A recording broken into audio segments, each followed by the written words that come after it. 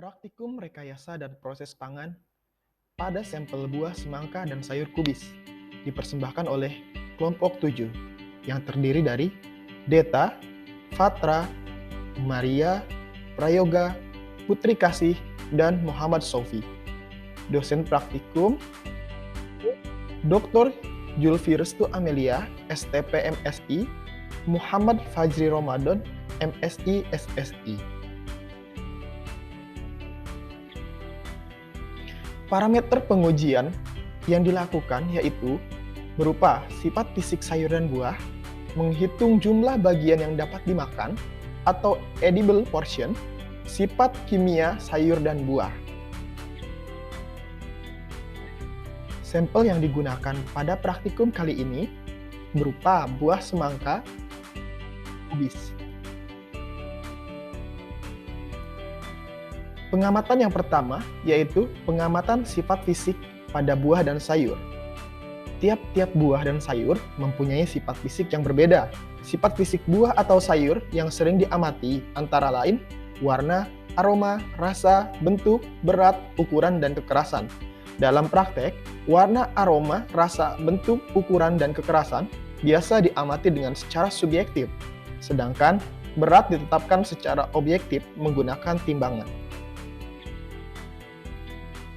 Prosedur pengamatan sifat fisik buah dan sayur yang pertama yaitu warna, aroma, rasa, bentuk, berat, ukuran, dan yang terakhir yaitu kekerasan.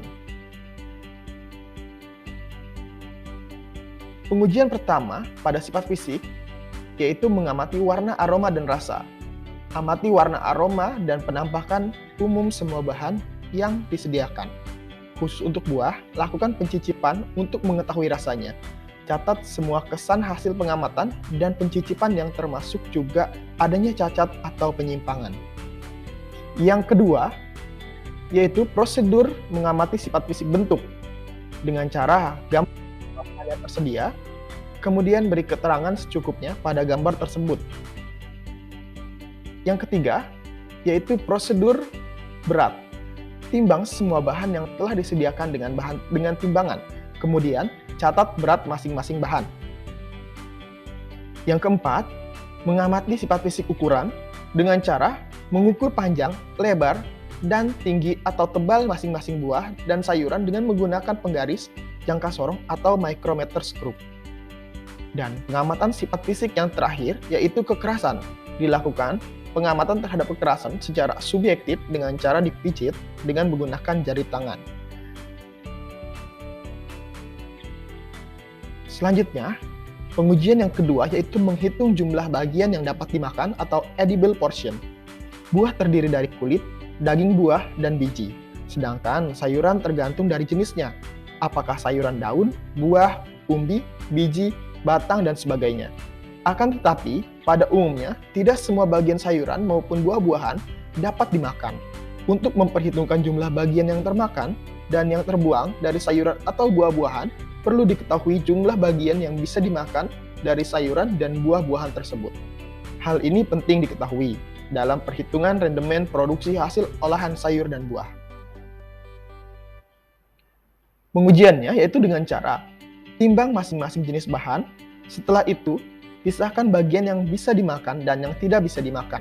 Timbang bagian yang dapat dimakan dan dinyatakan dalam persen terhadap berat utuh. Berikut ini adalah hasil analisis sifat fisik semangka. Pada parameter warna, diperoleh hasil analisis larik-larik berwarna hijau. Aroma khas semangka segar, rasa manis, bentuknya bulat dan normal, berat total sebesar 1.842 gram, berat isi sebesar 769 gram, dan panjang 14,5 cm, dan kekerasan kulit cukup keras dan daging lunak. Pembahasan sifat fisik semangka. Semangka memiliki kulit yang keras, berwarna hijau pekat atau hijau muda dengan larik-larik hijau tua. Semangka memiliki rasa manis dan tekstur yang renyah. Memiliki kandungan air yang tinggi, biasanya sebesar 92%, sehingga umur simpannya singkat. Susut bobot tinggi, perubahan fisik cepat yang mampu mempengaruhi perubahan mutu gizi bila tidak langsung dikonsumsi. Semangka berbiji yang berwarna merah mengandung senyawa likopen. Likopen adalah salah satu senyawa fitokimia dari golongan karotenoid, penghasil utama pemberi pigmen berwarna merah yang terdapat pada semangka dan buah-buahan lain yang berwarna merah. Struktur khas dari likopen menunjukkan sifat unik antioksidan dengan kemampuan mengikat oksigen tunggal dan menangkap peroksida, menurut Eva tahun 2017. Dengan kadar antioksidan yang tinggi, semangka dapat diandalkan sebagai penetral radikal bebas dan mengurangi sel-sel dalam tubuh dan mengurangi kerusakan sel dalam tubuh. Hasil analisis sifat fisik kubis. Pada parameter warna diperoleh hasil analisis berwarna putih, aroma wangi khas kubis normal, rasa khas kubis normal tidak pahit, bentuk bulat dan bagian luar agak memar kehitaman. Berat total sebesar 574 gram, panjang 6,5 cm, lebar 9,62 cm, tinggi 9,27 cm dengan kekerasan yang lunak. Pembahasan sifat fisik kubis. Kubis berbentuk crop atau kepala, yang bagian luar ditutupi oleh daun hijau pada umumnya. Varian kubis yang dievaluasi berwarna putih kehijauan, sedangkan di pasaran terdapat juga varietas berwarna ungu. Kubis memiliki tekstur lunak dan renyah saat dimakan dengan rasa yang hambar dan memiliki kandungan zat gizi makronutrien seperti karbohidrat, protein, vitamin C, dan kaya akan antioksidan. Kubis mudah memar hitam pada fisik kubis bila tidak disimpan dengan tepat, yang memicu pertumbuhan mikroba. Pengamatan sifat kimia buah dan sayur. Ini adalah pengamatan yang kedua. Yang tadi kita amati adalah sifat fisik, kemudian kita mengamati sifat kimia. Seperti halnya dengan sifat fisik, sifat kimia buah dan sayur berbeda untuk masing-masing jenis bahan dan tingkat kematangan.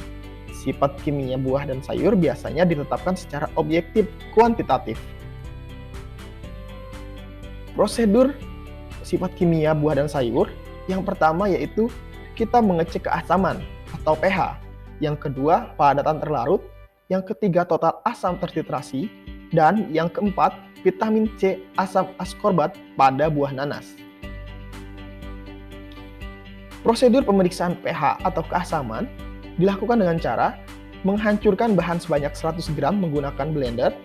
Untuk bahan yang kadar airnya relatif rendah, tambahkan air destilata atau aquades sebanyak 100 ml dengan perbandingan 1:1 ke dalam blender. Sebelum bahan dihancurkan, ukur pH hancuran bahan menggunakan pH meter sebanyak 3 kali, kemudian nilainya dirata-rata. Yang kedua, yaitu pengujian padatan terlarut, dengan cara menghancurkan bahan sebanyak 100 gram menggunakan waring blender. Kemudian saring hancuran bahan yang diperoleh dengan menggunakan kertas saring. Teteskan filtrat pada prisma refraktometer dan baca skala refraktometer yang menunjukkan kadar padatan terlarut dalam persen. Jika sebagian besar padatan terlarut, contoh berupa gula, maka hasil pembacaannya dinyatakan sebagai derajat Briggs. Dapat dilihat pada pengujian menggunakan alat refraktometer.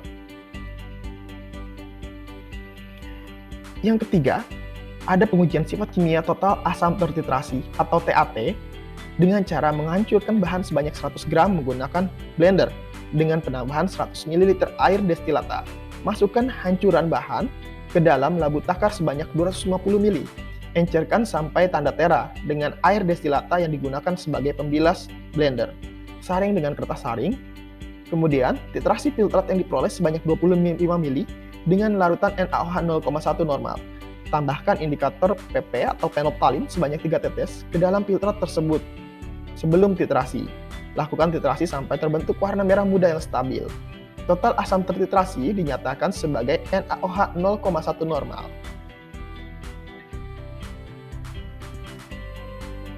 Yang keempat, vitamin C asam askorbat pada nanas. Sampel sebanyak 100 gram dihaluskan dan dilarutkan dengan 100 ml aquades. Kemudian disaring dan diambil 5 ml. Tambahkan indikator kanji pada filtrat sebelum titrasi dengan larutan iod 0,01 normal. Lakukan titrasi sampai terjadi perubahan warna yang stabil, berbentuk warna biru ungu. Berikut ini adalah hasil analisis sifat kimia semangka.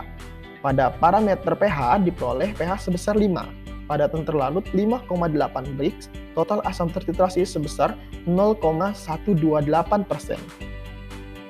Selanjutnya, ada hasil analisis sifat kimia kubis dengan pH sebesar 6, padatan terlarut 2,8 Brix, dan total asam tertitrasi sebesar 0,0992%.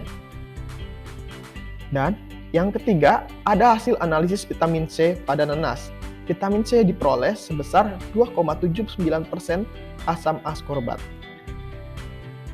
Pembahasan sifat kimia, masing-masing buah dan sayur memiliki sifat kimia yang berbeda-beda. Perbedaan tingkat kematangan menyebabkan perbedaan sifat kimia. Sifat kimia buah dan sayur biasanya ditetapkan secara objektif kuantitatif menurut Muhtadi 2013.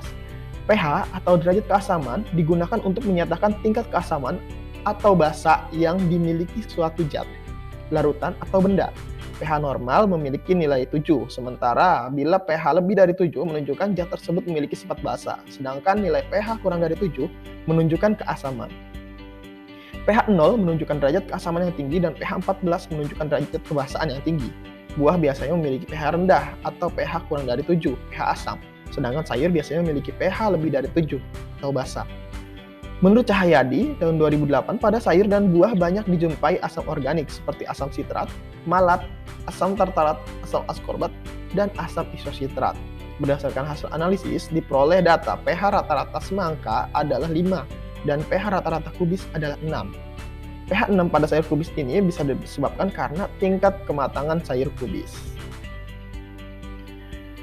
Dan yang kedua yaitu ada Brix. Padatan terlarut adalah refleksi rasa manis yang digunakan untuk menunjukkan derajat kematangan. Padatan terlarut tersebut terdiri dari garam, protein, gula, dan lain-lain. Fungsi atau tujuan dari pengukuran padatan terlarut ini yaitu untuk mengetahui tingkat kematangan dari buah dan sayur yang mana semakin tinggi padatan terlarutnya, maka buah tersebut semakin matang.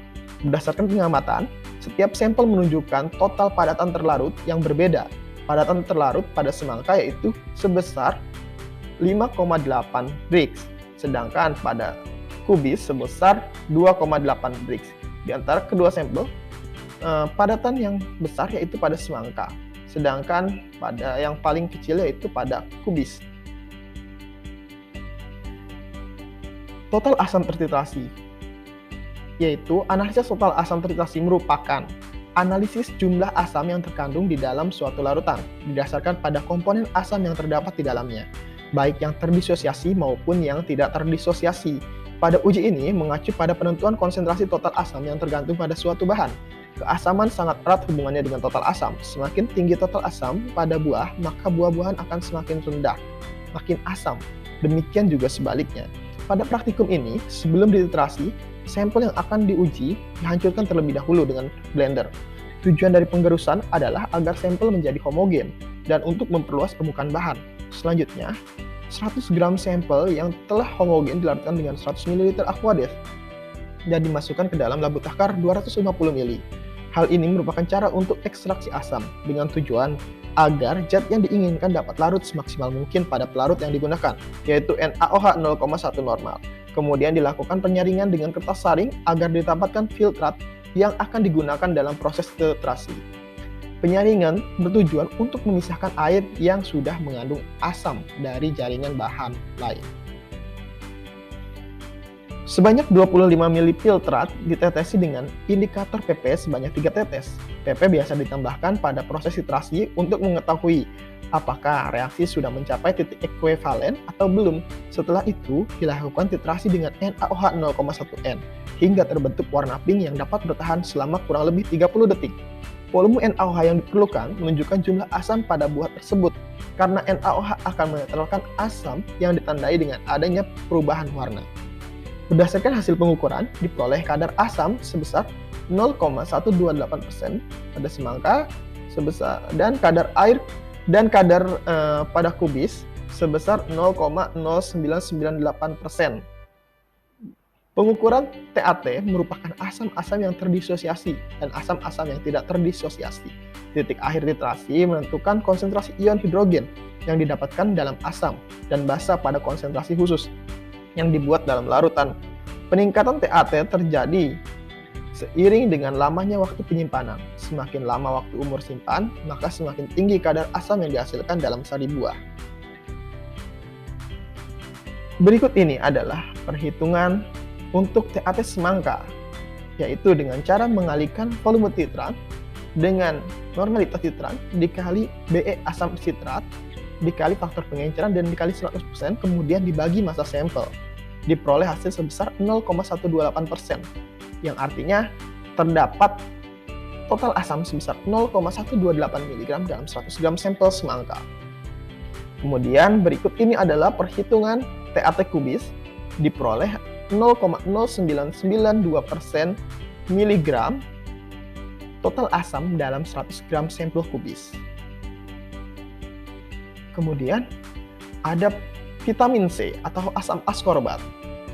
Vitamin C merupakan senyawa esensial bagi tubuh manusia yang sumbernya melimpah, baik yang alami maupun buatan. Sebagian besar sumber vitamin C merupakan bahan yang dapat dikonsumsi manusia.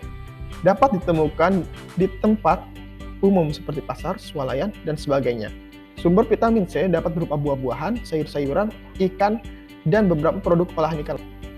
Vitamin C atau asam askorbat adalah komponen berharga dalam makanan karena berguna sebagai antioksidan dan mengandung khasiat pengobatan.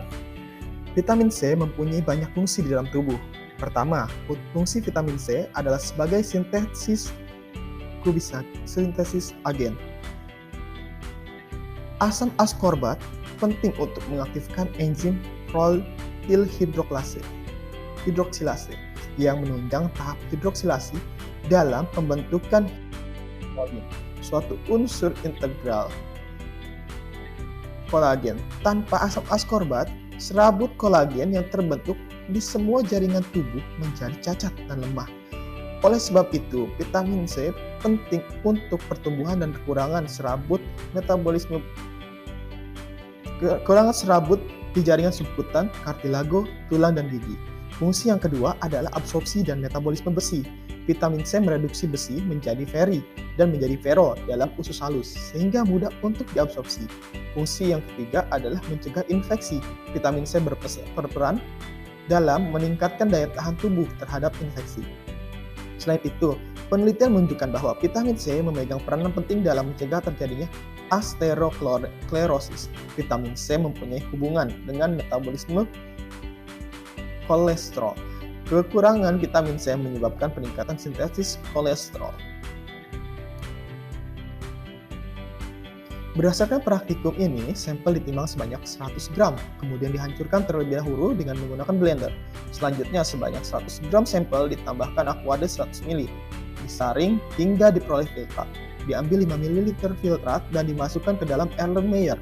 Ditambahkan 2 ml indikator kanji. Selanjutnya, larutan dititrasi dengan larutan iod 0,01 normal, hingga warna larutan berubah, warna biru yang berasal dari amilum.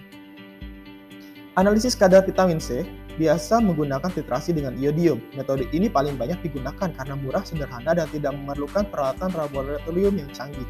Titrasi memakai iodium sebagai oksidator yang mengoksidasi vitamin C dan memakai amilum sebagai indikatornya. Pati atau amilum merupakan karbohidrat kompleks yang tidak larut dalam air, berwujud bubuk putih tawar dan tidak berbau.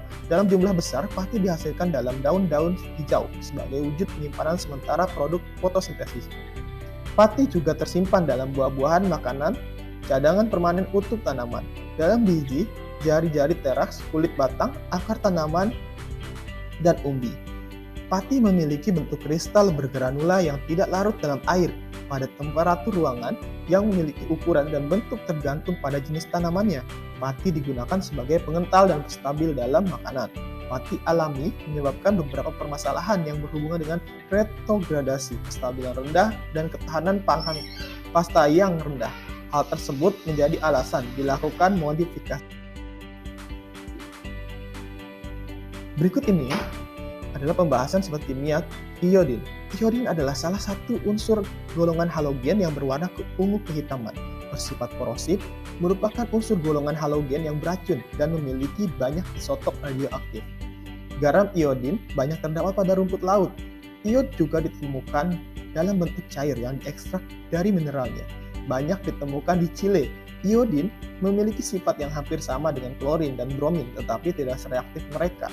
Iodin bersenyawa dengan banyak unsur lain, terutama untuk menyediakan panas dan sebagai katalis kimia. Berdasarkan uraian yang telah disebutkan, maka penelitian ini bertujuan untuk mengetahui kadar vitamin C pada sampel nanas. Diperoleh hasil titrasi sebesar 2,79 mg dalam 100 gram sampel. Kebutuhan vitamin C yang dianjurkan adalah sebesar 30-60 mg per hari. Sedangkan rata-rata kecukupan vitamin C untuk keluarga adalah sebesar 7%. Sehingga nanas ini dapat menambah asupan vitamin C yang dibutuhkan oleh tubuh. Berikut ini adalah perhitungan asam askorbat atau vitamin C pada sampel nanas. Volume titran dikalikan dengan normalitas titran dan dikalikan dengan bobot ekuivalen asam askorbat dikali faktor pengenceran dan dikali 100%. Kemudian dibagi massa sampel sehingga diperoleh total sebesar vitamin C 2,79%, yang artinya mengandung 2,79 mg vitamin C dalam 100 gram sampel nanas. Terima kasih atas perhatiannya. Assalamualaikum warahmatullahi wabarakatuh.